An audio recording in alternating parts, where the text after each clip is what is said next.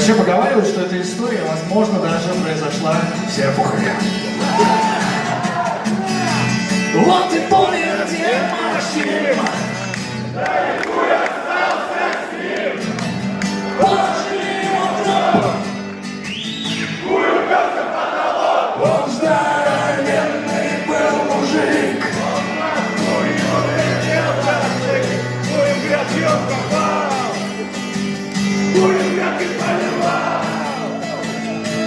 А соседку тетю Зину он ебал через кантину. А соседа дядю Гришу Гурьеву дисциплину.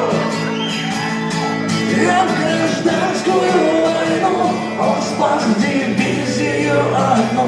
Немцы наших окружили, немцы наших перебили, а дед ширинку растянул. А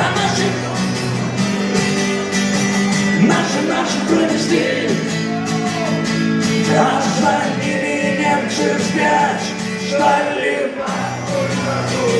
А дед немцев в реку окунул, а всех, кто булькался в воде, он бил.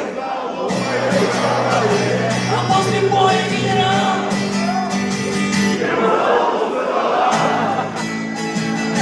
едет поезд новый, а в нем сидят одни.